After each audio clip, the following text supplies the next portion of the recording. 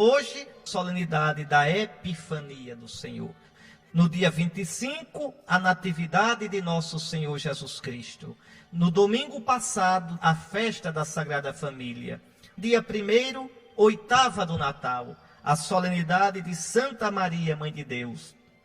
E hoje, o domingo entre dia 2 e o dia 8, a solenidade da Epifania do Senhor. Domingo que vem nós terminaremos o tempo do Natal, terminaremos com a festa do batismo do Senhor. Então, hoje, a Epifania, eu já expliquei a você, lembra disso? Epifania quer dizer manifestação, sobretudo a manifestação de Deus. Hoje, pela luz da estrela, esse menininho nascido em Belém, Deus perfeito, atrai todos os povos da terra para adorá-lo. Esses povos que vêm de longe, representados nos magos. Por isso a oração da missa vai dizer: ó Deus, que hoje revelastes o vosso Filho às nações, guiando-as pela estrela, concedei aos vossos servos que já vos conhecem pela fé, contemplar-vos um dia, face a face no céu. Hoje a gente conhece a Jesus pela fé. Um dia nós seremos iluminados pela sua face bendita na glória do céu. Uma luz mais forte do que a luz da estrela. Hoje é o nosso dia. No dia 25, os pastores que representam o povo de Israel vêm adorar o menino. Hoje são os não-judeus, somos nós, são os pagãos que andavam nas trevas e agora iluminados pelo menino, vêm de longe para adorar o Deus perfeito, o Deus vivo e verdadeiro. Guardemos no coração essa palavra. Interessante, a festa da luz não é nem o Natal, é a Epifania. Porque brilha a luz do menino, a luz da estrela. Então, vamos escutar a primeira leitura, você vai ver. O profeta Isaías já profetizando que os povos todinhos haveriam de vir a Jerusalém para adorar esse menino. Enquanto os povos todos estão nas trevas, Jerusalém, por causa desse menino, estaria na luz. Que leitura bonita. Vamos lá. Quem é essa Jerusalém? Essa Jerusalém é o povo de Israel do Antigo Testamento. Porque deles sairia a luz para todas as nações, o Messias. Mas essa Jerusalém é muito mais a igreja. Dela sai a luz que brilha para todos os povos. Levanta-te, acende as luzes, Jerusalém, porque chegou a tua luz. Quem é a luz da igreja? Quem é a luz de Israel? É Jesus. A igreja não é a luz. A igreja é como a lua, viu? Aliás, já os antigos escritores cristãos, os padres da igreja, gostavam de falar do Mysterium Lunae. O que é isso? O mistério da lua. Os padres diziam: vejam, Cristo é o sol, a igreja é como a lua. A lua tem luz? Tem não. A lua é opaca, a lua é cega. A lua é um satélite, não tem luz. Quem tem luz é a estrela, o sol é a estrela. Mas como é que numa noite escura danada, uma noite de lua, a lua clareia a terra? Ela clareia a terra porque a luz do sol bate nela e reflete, refrata na terra. Assim é a igreja. A igreja ilumina o mundo, sim, viu? Olha, a igreja ilumina os povos. A igreja é mãe e mestra. Não é porque a gente é bacano, não. Não é porque a gente é sabido, não. Não é porque a gente é melhor do que ninguém, não. É porque a luz de Cristo reflete nela.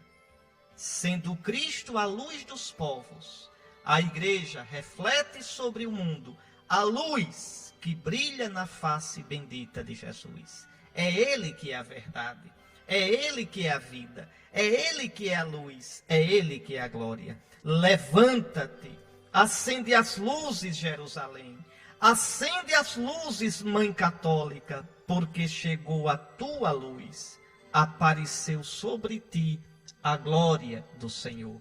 Nem todos os pecados nossos, os meus, os seus, você que está me ouvindo que tem seus pecados, nem as infidelidades de um ou outro padre, nem nada pode empanar, esconder, apagar essa luz que brilha.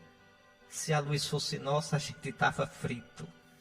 Se a força fosse nossa, a gente estava perdido. Se a virtude e a santidade da igreja dependesse da gente, ai, ai, ai, ai, ai, ai. Você sabe do que eu estou falando. Basta olhar o seu coração e você é a igreja. Não precisa nem pensar no pecado dos outros. Basta pensar no seu. Basta que eu pense no meu. Mas é Cristo a luz da igreja. E essa luz hoje brilhou naquele presépio.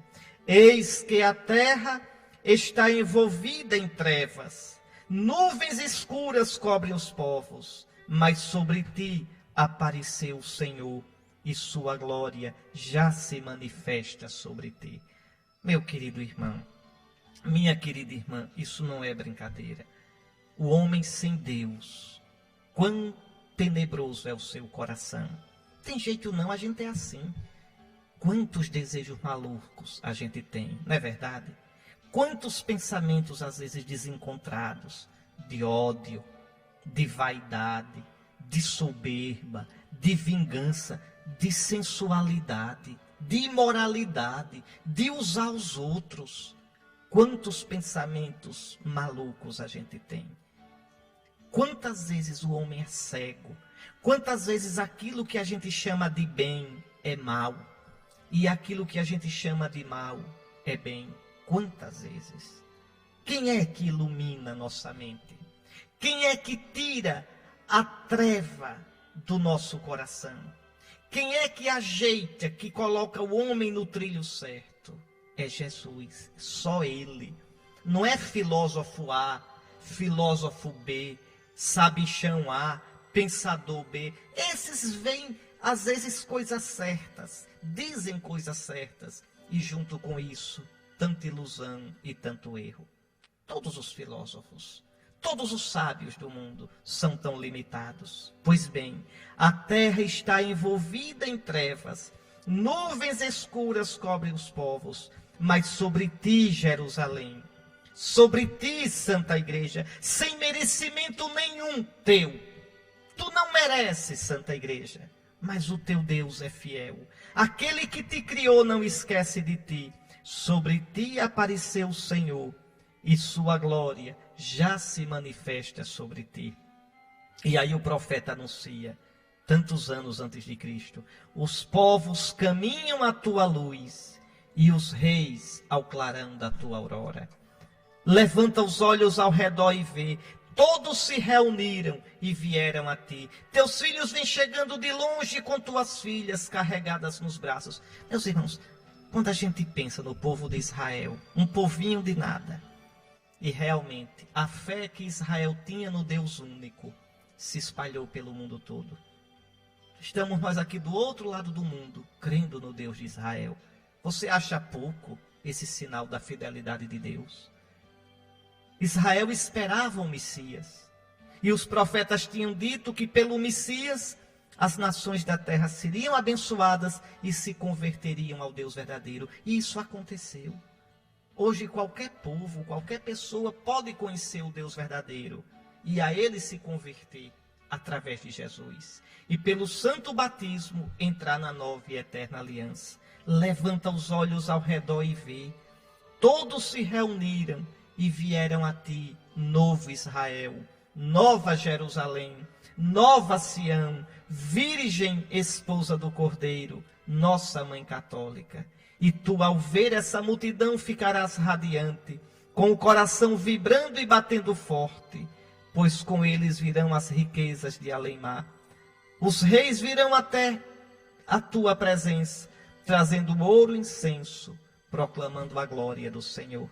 Veja, a liturgia deste domingo da Epifania fala da luz de Cristo que brilha para todos os povos. Não se iluda não, meu irmão. Só há um Deus verdadeiro, um só, o Deus e Pai de nosso Senhor Jesus Cristo, que falou aos pais em Israel, pela boca dos profetas, e que enviou o seu próprio Filho, Deus de Deus, luz da luz, Deus verdadeiro de Deus verdadeiro, fazendo-se homem de Maria a Virgem, Isso aqui é muito importante. Jesus não só se fez homem em Maria, mas de Maria. Quer dizer, a sua humanidade santíssima foi formada geneticamente, fisicamente, de Maria.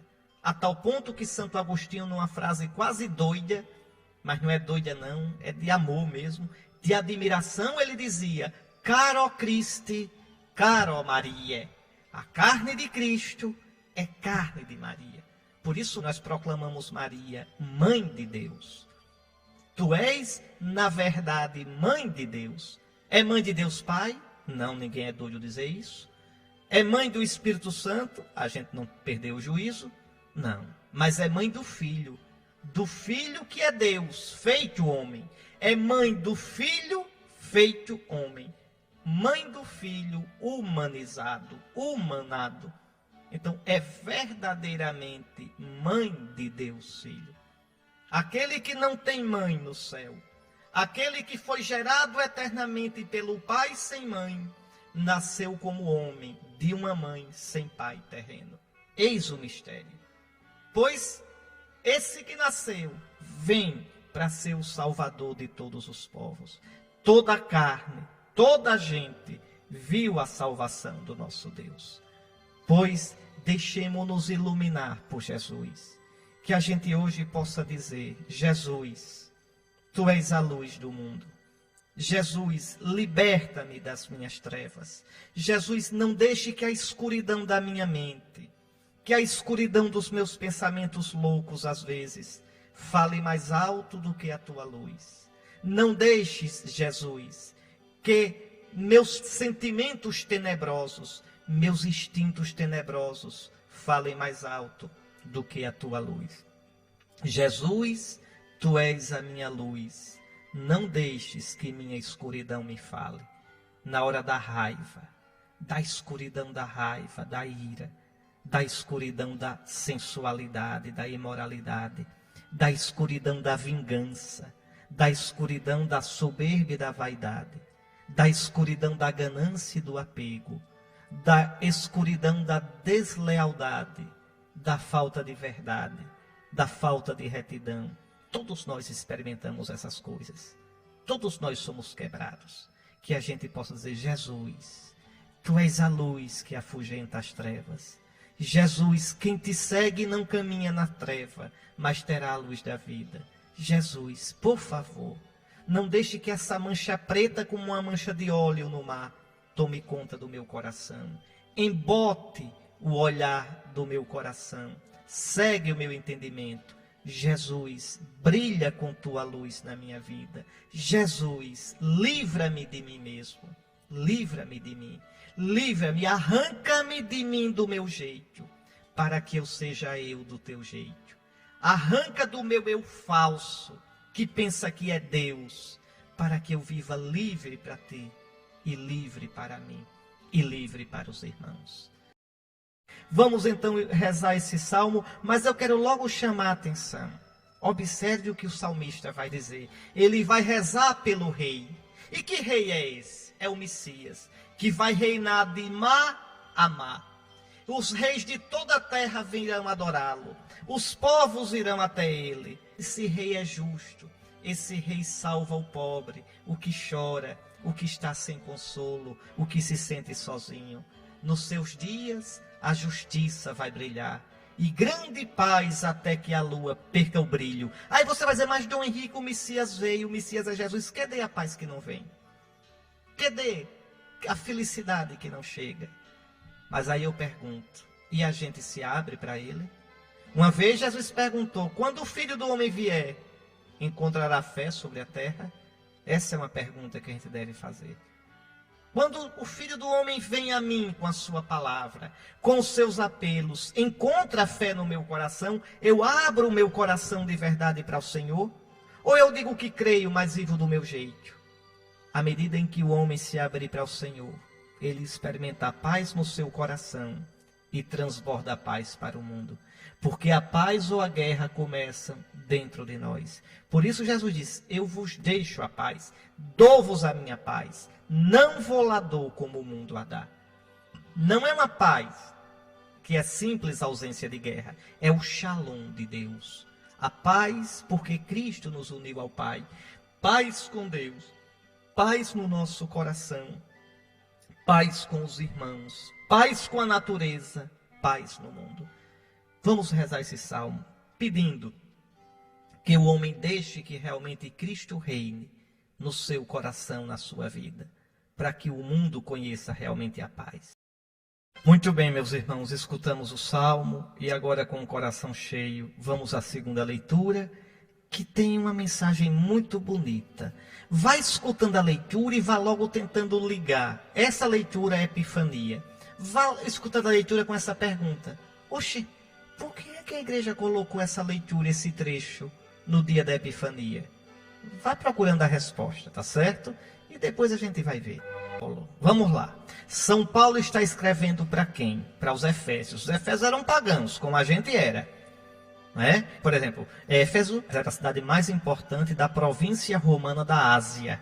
Éfeso ficava no sudeste da atual Turquia. E lá tinha um grande templo de Ártemis, grande, né? E os efésios veneravam, vinha romeiro de todo canto. E ali depois os efésios se tornaram cristãos.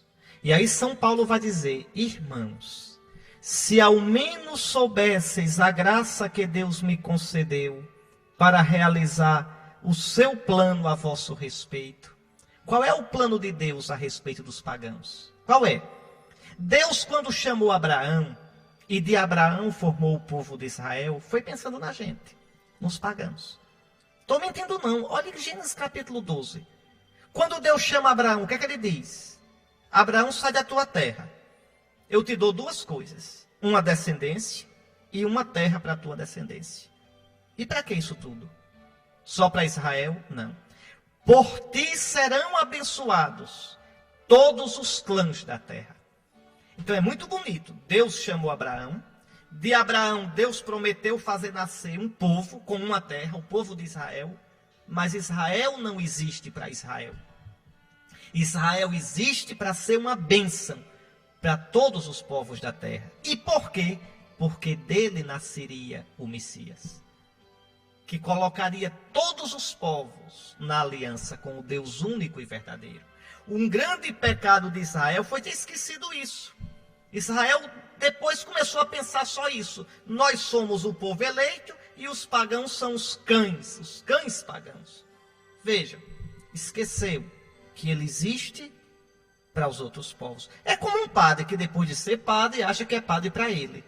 Então não liga mais para a comunidade, acha que a comunidade é que tem que servi-lo, ao invés de ele servir a comunidade é que tem que aturá-lo. Então esqueceu que a vocação que ele recebeu não é para ele.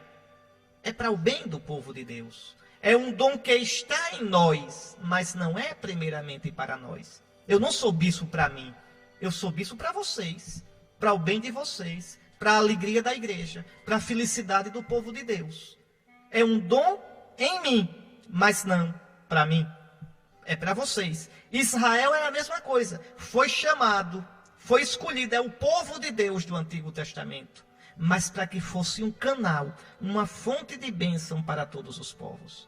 Esse é o plano de Deus a respeito dos efésios, dos brasileiros, que todos conheçam Cristo e por ele se salvem. Olha aqui, São Paulo diz: se ao menos soubesses, como por revelação tive conhecimento do mistério.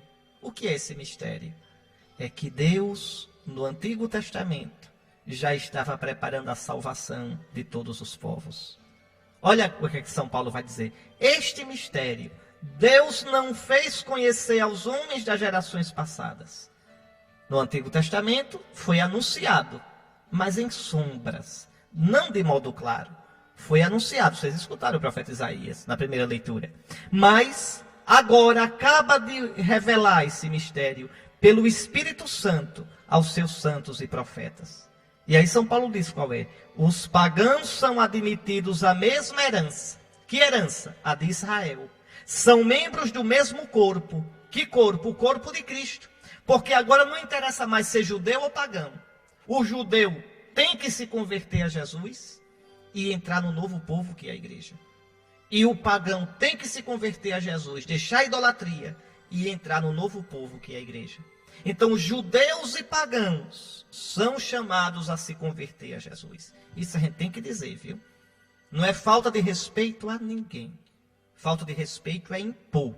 O nosso erro é quando a gente impõe. Propor, anunciar a verdade, anunciar que Jesus é o único Salvador e a única salvação e a única luz e o único caminho da humanidade, não é falta de respeito a ninguém. É dever nosso. Então São Paulo diz claramente, os pagãos são admitidos à mesma herança dos judeus, são membros do mesmo corpo que é a igreja, são associados à mesma promessa em Jesus Cristo por meio do Evangelho. Por que é que essa leitura está no dia de hoje? Exatamente porque hoje brilhou em Belém a luz de Cristo para todos os povos. Essa estrela que atrai os magos já é o prenúncio da evangelização de todos os povos. E até o fim dos tempos, a igreja tem o dever de levar a luz de Cristo a todos os povos da terra. Ide por todo o mundo, fazei de todas as nações discípulos meus. A igreja não tem autoridade para esquecer ou para mudar este preceito de Cristo. Então, as nações de toda a terra hão de adorar-vos, ó Senhor. Agora vamos escutar o Santo Evangelho desta solenidade da Epifania do Senhor, a festa que o povo chama por aí de Festa de Reis. É essa solenidade. O nome mesmo é Epifania do Senhor. Está certo? Vamos escutar. Está aí, meus irmãos, um texto belíssimo, belíssimo, com tanta coisa para a gente meditar.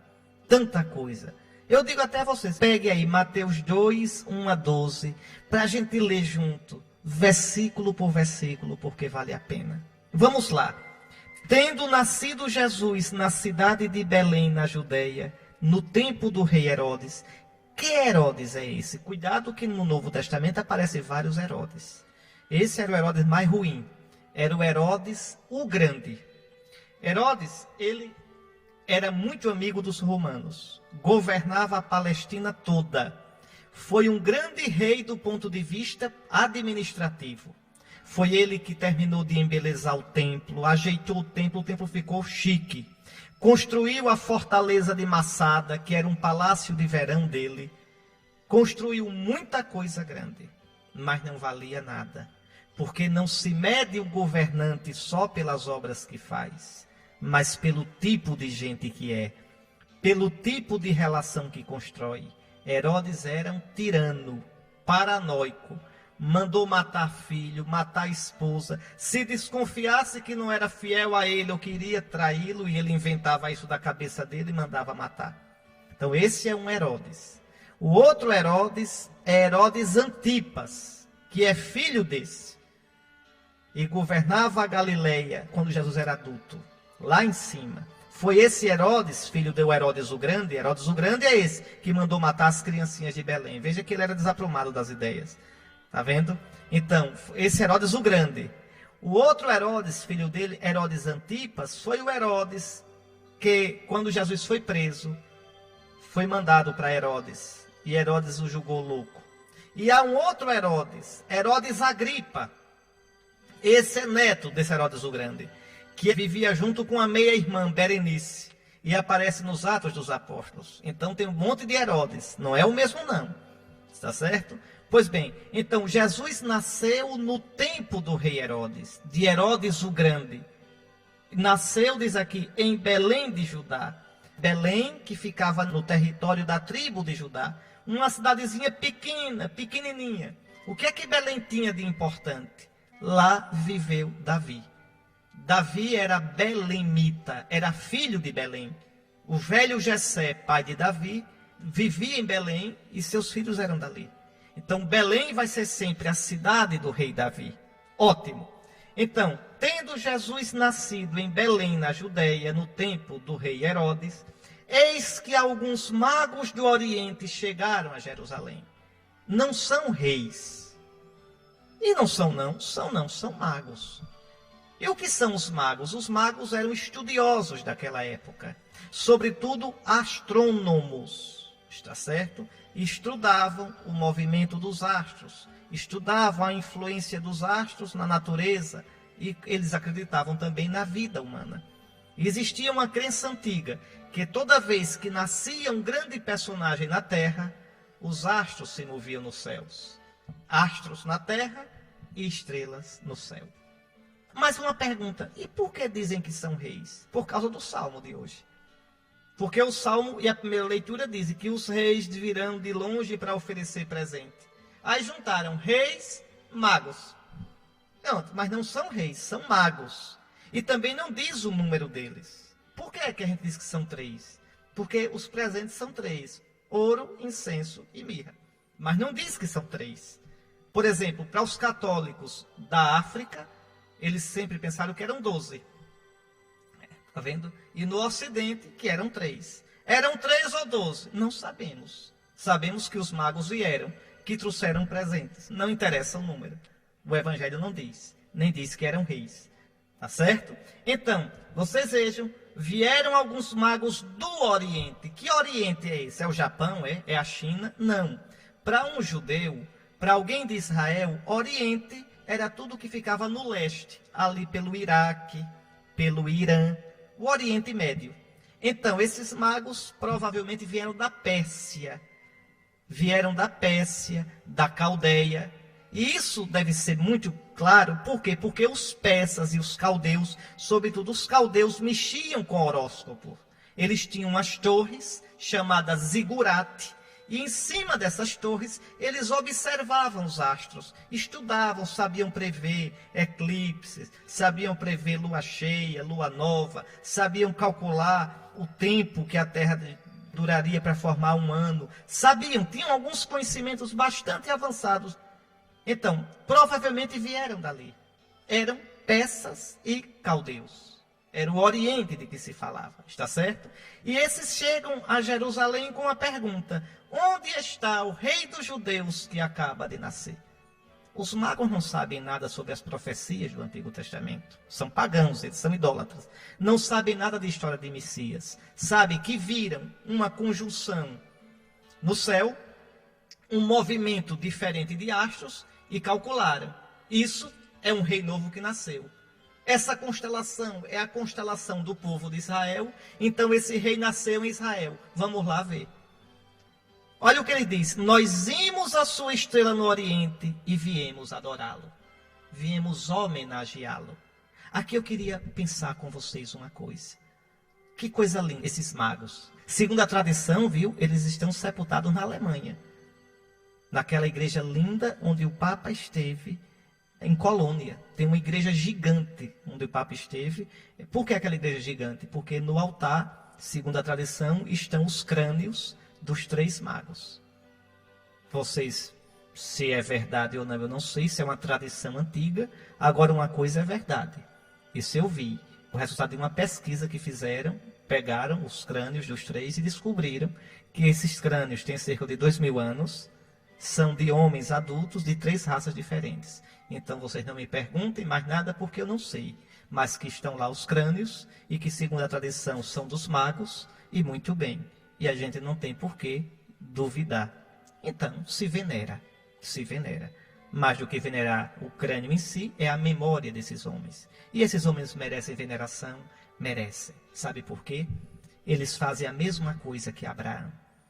Veem a estrela do rei, o astro do rei, deixam sua terra, deixam sua segurança, para se mandarem numa viagem desconhecida.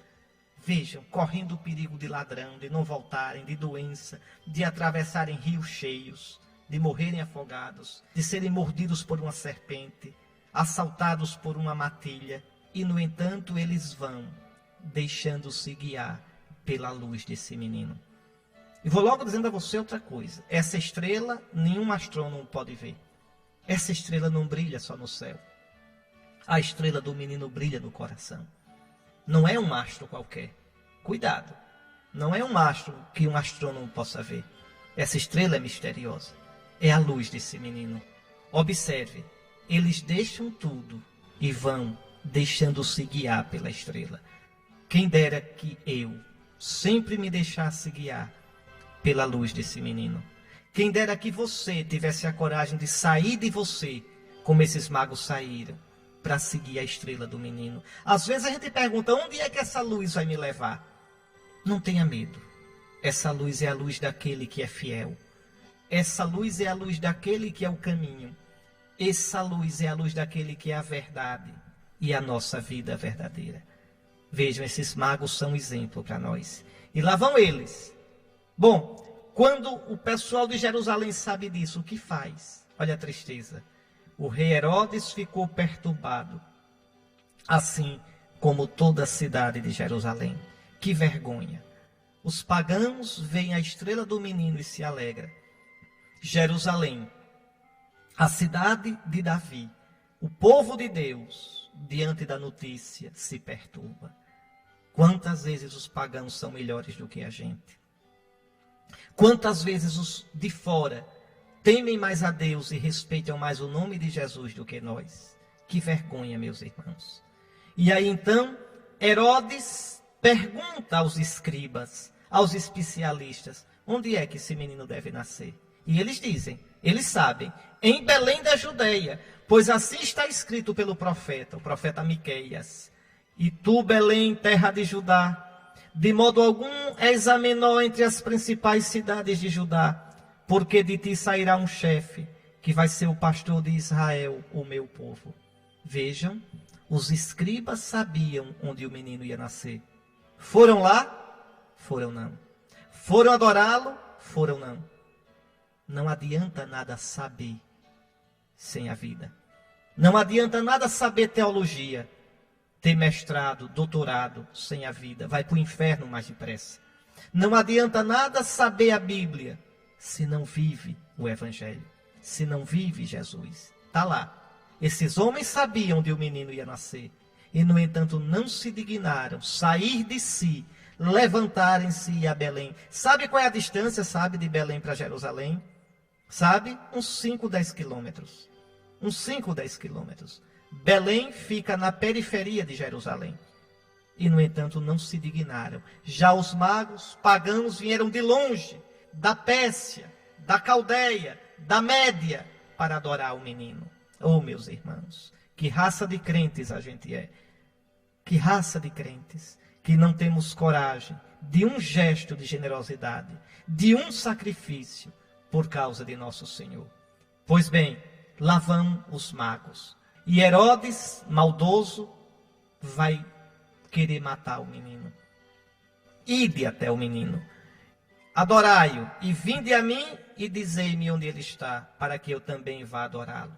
Herodes, olhe, meus irmãos, quando a gente se fecha para Deus, a gente se torna o animal mais perigoso. Herodes com medo de um menino, que vergonha, né? Um reizão, Herodes o Grande, com medo de uma criança. Isso é que é um covarde. É assim. É só que essa criancinha, veja, bem que os profetas tinham dito, bem que Simeão vai dizer, esse menino vem como sinal de contradição. Bem que a Virgem Maria cantou, derruba os poderosos dos seus tronos e eleva os humildes. A igreja canta no dia de hoje, por que, Herodes, temes? Chegar o rei que é Deus, não rouba reis da terra, quem reinos dá no céu. Não, se Herodes tivesse se aberto para o menino, não perderia o trono da terra e ganharia o reino do céu. Esse menino não tira nada de nós. Quem a ele entrega tudo, não perde nada e ganha tudo.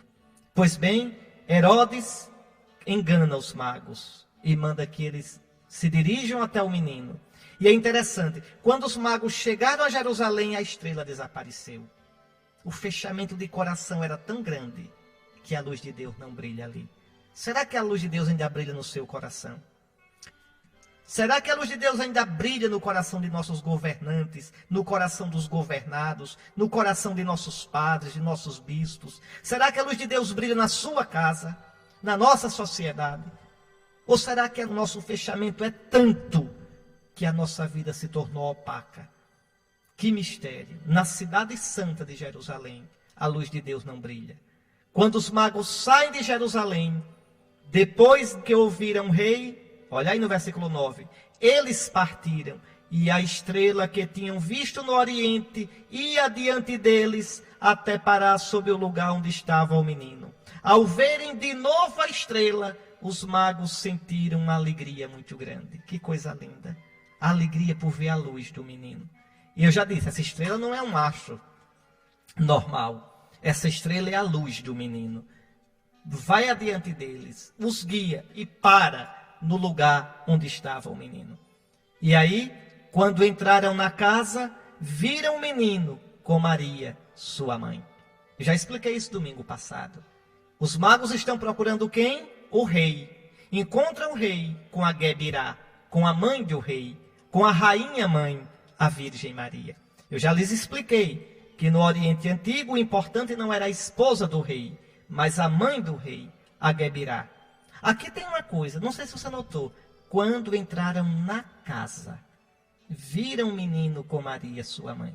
A gente em geral imagina os pastores, os magos chegando, todo mundo na noite de Natal, está todo mundo junto no presépio.